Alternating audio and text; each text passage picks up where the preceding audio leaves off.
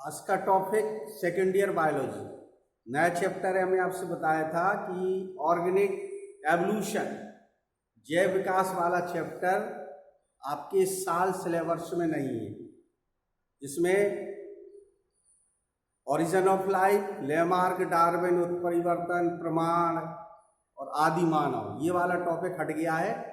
इसके बाद जो अगला चैप्टर है human health and diseases, human health and diseases, ये अगला चैप्टर है जो आपके सिलेबस में है। ह्यूमन हेल्थ, हेल्थ से माने जोड़ दिया है स्वास्थ्य से। अब स्वास्थ्य कैसे सही हो, इसलिए आप लोग जानते हैं कि मनुष्य का सबसे प्रमुख कार्य और कारण क्या है? अपने शरीर को स्वस्थ रखना। ये सबसे प्रमुख कारण है, कार्य भी है। अगर स्वस्थ नहीं है तो सब बेकार रहेगा, जो भी काम करोगे कुछ करोगे।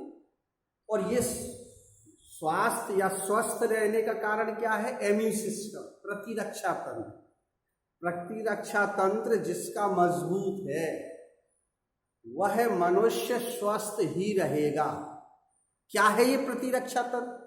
अपने शरीर के अंदर की कोशिकाएं स्ट्रांग रहती हैं, मजबूत रहती हैं, बाहरी रोगाणु विषाणुओं को हानि नहीं पहुंचाने देती, इसके पहले वो नष्ट कर देती। ये है शरीर के अंदर। जिसका ये नष्ट हो गया है, प्रतिरक्षा तंत्र कमजोर हो गया है, उसके अंदर की कोशिकाएं निष्क्रिय हो जाती हैं और निष्क्रिय होने से वो रोगाणु विषाणु आक्रमण कर देती हैं। आजकल आप देख रहे होंगे जो वायरस फैला हुआ है, नाम नहीं ले रहे, आप समझदार हैं।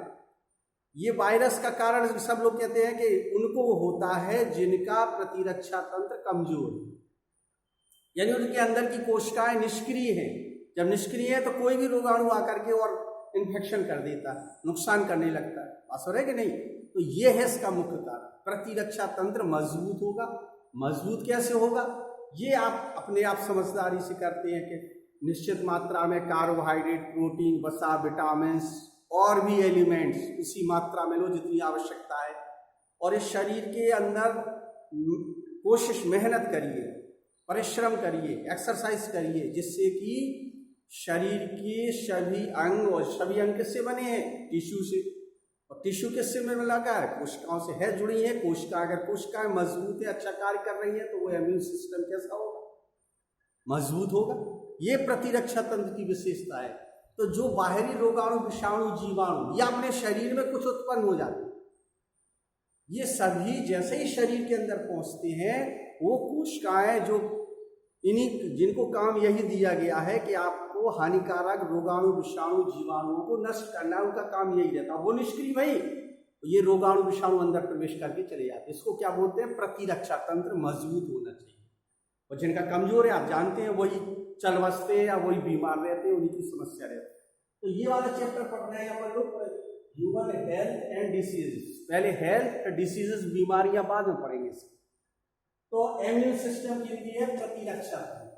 प्रतिरक्षा तंत्र को इन्होंने 3 भागों में डिवाइड किया। यहां रखना जाता, जैसे अपने यहाँ नहीं बॉर्डर पर मिलिट्री होती है, कोई देश के सैनिक या कोई आक्रमण करता है तो सबसे पहले कौन लड़ता है? बॉर्डर वाली सेना, जो बिल्कुल सीमा पर तैनात है 24 घंटे। जब वो नष्ट हो जाती, समाप्त हो जाती है, फिर दूसरा रेजिमेंट दौड़ाती है जो लगभग 20-30 किलोमीटर पीछे रहता है। ये दूसरी लाइन डिफेंस है।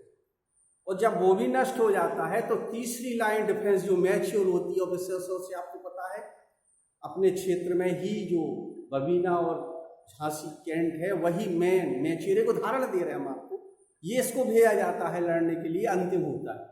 तो ऐसे कितने सिस्टम हो गए? 3। फर्स्ट लाइन डिफेंस, दूसरा और तीसरा। ऐसे ही अपने शरीर में, अपने शरीर में क्या है? फर्स्ट लाइन डिफेंस में सबसे पहले रोगाणु कहाँ टकराएंगे? स्किन में। बस हो रहे कि नहीं? फिर इसके बाद मान के चलो वो स्किन क्रॉस कर गए, माउथ से, नोज से, पानी पीने से, भोजन करने से, सांस लेने से वो रोगाणु अंदर पहुंच गए। तो फर्स्ट लाइन डिफेंस में वो भी कुछ नुकसान, उनको नष्ट करने की कोशिश करती है, लेकिन फिर भी नहीं हो पाए। वो दूसरी लाइन डिफेंस में, आमाशय में दूसरी क्रियाएं शुरू करते हैं, वो नष्ट कर देते। अभी हम नाम बता रहे हैं सभी की। फिर वो भी अगर नहीं होगा तो तीसरी लाइन डिफेंस जो और ज्यादा गहरी, उन्हीं का काम है केवल तुम्हें, जैसे सैन्य को काम क्या होता है कि लड़ाई में, युद्ध में सम्मिलित हो जाना, तो वो कोशिकाएं केवल उसी के लिए रहती है। ये 3 सिस्टम है। उसके बाद भी नहीं हो पा रहा है, तब अपन लोग क्या करते हैं, आर्टिफिशियल मेडिकल दवा लेते हैं और उन रोगाणुओं को नष्ट करते हैं। लेकिन उससे एक नुकसान होता है, आपको पता है, अपन लोग जो दवा खाते हैं उस दवा से, देसी छोड़ करके, उससे क्या होता है कि जो हानिकारक रोगाणु विषाणु तो वो नष्ट होंगे ही, लेकिन उससे साथ कुछ लाभदायक कोशिकाएं भी डिसेंडिंग ऑर्डर की ओर हो जाती है। कुछ लाभकारी, जैसे अपने शरीर में इकोलाई पाया जाता है, एस्केरिया कोलाई, तो उसको भी, उनको भी नुकसान होता है, लाभदायक और हानिकारक दोनों नष्ट होने लगते हैं। तो ये सिस्टम है। तो पहली लाइन डिफेंस में क्या क्या है? फर्स्ट लाइन डिफेंस में ध्यान रखिए, स्किन है, एलिमेंट्री कैनाल है, आहार नाल, तीसरा है नेजल पैसेज, नासा छिद्र, नासा द्वार, और तीसरा है आंसू, टीयर्स। स्किन, आहार नाल, नोज, नाक के अंदर नेजल पैसेज और टीयर्स, ये 4 पॉइंट दिए हैं फर्स्ट लाइन ऑफ डिफेंस में। क्या है? स्किन अपनी ये होती है, स्किन के ऊपर वाला भाग और अंदर वाला भाग। अंदर वाला भाग म्यूकस कहलाता है, म्यूकस मेम्ब्रेन पाई जाती है, ऊपर है ही।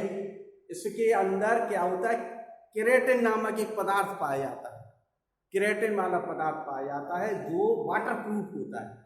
इसके कारण ये रोगाणु विषाणु स्किन से अंदर नहीं प्रवेश कर पाते, क्योंकि उसमें हमें क्या पदार्थ पता है, केराटिन स्किन में पाया जाता है, अंदर वाले स्तर म्यूकस मेम्ब्रेन में। और म्यूकस कहाँ से निकलता है? श्लेष्म जिसको बोलते हैं, श्लेष्म में ग्रंथियों से, आपको पता है वो 24 घंटे निकालती रहती है तरल पदार्थ, केराटिन जमा होता रहता है। और केराटिन से क्या होता है कि रोगाणु विषाणु स्किन के द्वारा अंदर प्रवेश नहीं कर पाते। अब माउथ और नोज और हवा, इनके द्वारा मान के चलो चले गए, तो यहाँ पर तो स्किन है। जब इनके द्वारा ये शरीर के अंदर पहुंच गए तो कहाँ पहुंचते हैं? एलिमेंट्री कैनाल, आहार नाल है, पूरा माउथ से एनस तक की एक लंबी ट्यूब डली हुई।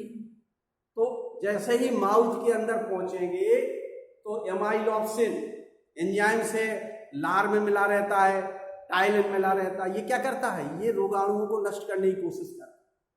फिर इसके बाद ट्रैकिया में क्या पाए जाते हैं? सीलिया। वो सीलिया फिल्ट्रेट करते हैं जो भी भोजन पानी जाता है, उसमें रोगाणु विषाणु को छांट लेते। इसके बाद भी निकल गए आहार नाल में, तो आहार नाल में HCl पाया जाता है गैस्ट्रिक जूस के साथ। जठर ग्रंथियों से क्या निकलता है? जठर रस। और जठर रस से क्या निकलता है? जठर रस में क्या होता है? HCl। वो HCl उन हानिकारक रोगाणु विषाणुओं को क्या कर देता है? नष्ट करके समाप्त कर देता है। ये दूसरे, पहला स्तर चल रहा है एलिमेंट्री कैनाल। नेजल पैसेज क्या है, हमने क्या बताया, जैसे नोज से ऑक्सीजन ले रहे हैं, तो नोज के अंदर सील या हेयर लगे होते हैं, वो हेयर के द्वारा फिल्ट्रेट करता है बाहर, और जब का अपन लोगों को जरूरत पड़ती है तो वो बाहर कप इत्यादि के साथ उनको बाहर निकाल के फेंक दिया जाता है। ईयर्स क्या है? लैक्राइमल ग्लैंड्स पढ़ी आपने लास्ट ईयर। अश्रु ग्रंथियां, कभी आंखों के द्वारा रोगाणु विषाणु पहुंचते हैं तो आंसू आ जाते हैं, वो ग्रंथियां ज्यादा पदार्थ निकालने लगती हैं, ज़्यादा निकालने लगती है, सो क्या होने लगते हैं? आंसू के द्वारा रोगाणु विषाणु बाहर निकलने लगते हैं। तो ये पहला स्टेप जो सबसे पहला वाला है फर्स्ट लाइन ऑफ डिफेंस, क्या है? Skin, alimentary canal, nasal passage और टीयर्स, ये पहला स्तर हुआ। अब दूसरे स्तर की बात करते हैं, नॉन स्पेसिफिक रिस्पॉन्स। ये दूसरा स्तर शुरू करते हैं।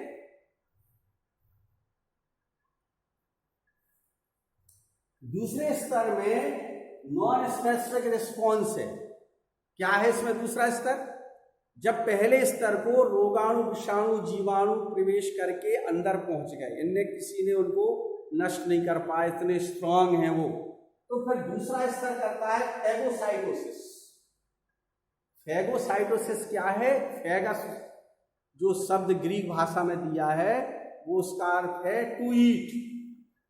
जो अमीबाइड सेल्स होती है WBC, मोनोसाइट और न्यूट्रोफिल्स, WBC के प्रकार हैं, ध्यान रखना, ईओसिनोफिल्स, बेसोफिल्स और न्यूट्रोफिल्स।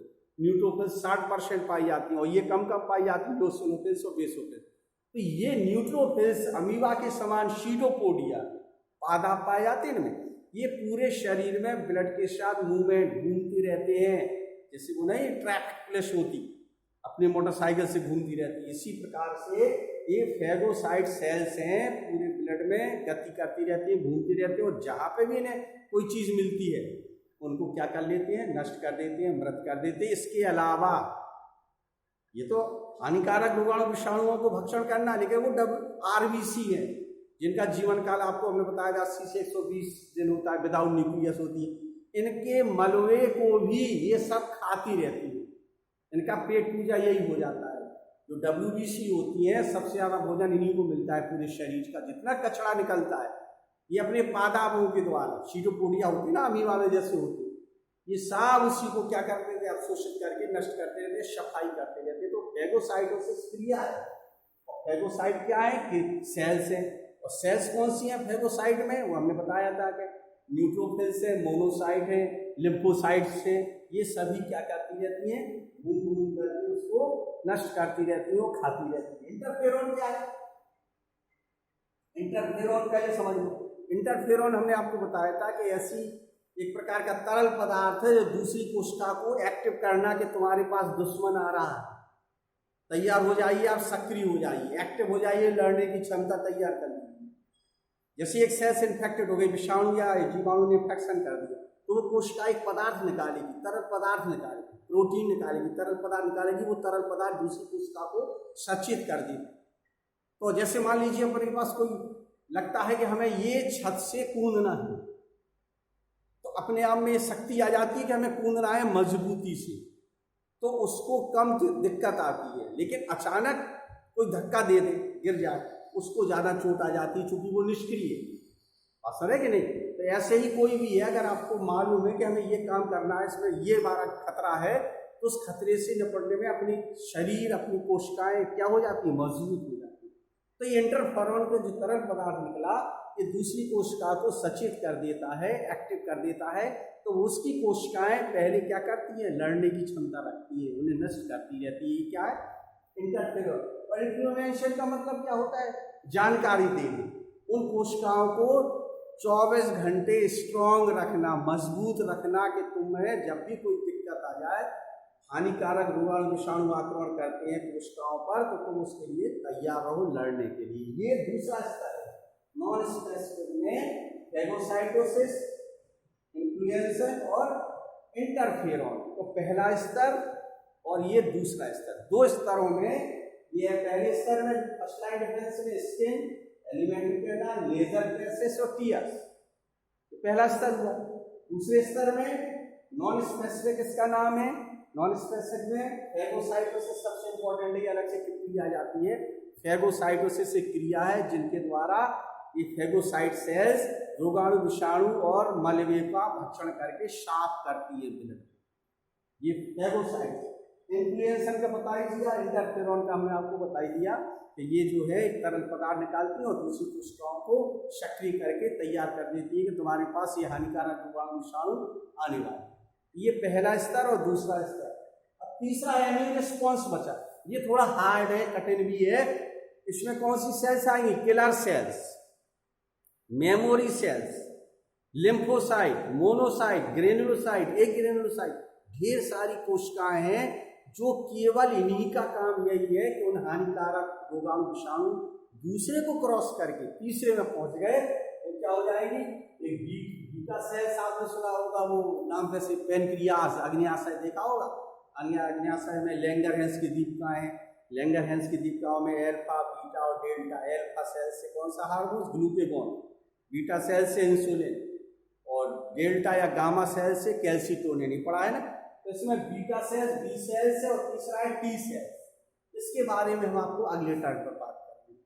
बीटा सेल्स और बी सेल्स और टी सेल्स, ये इम्यून रिस्पॉन्स है, ये और खतरनाक है, तीसरा वाला स्तर है जो अपन लोगों को इसके बारे में अगले टर्न पर हम बातचीत करेंगे।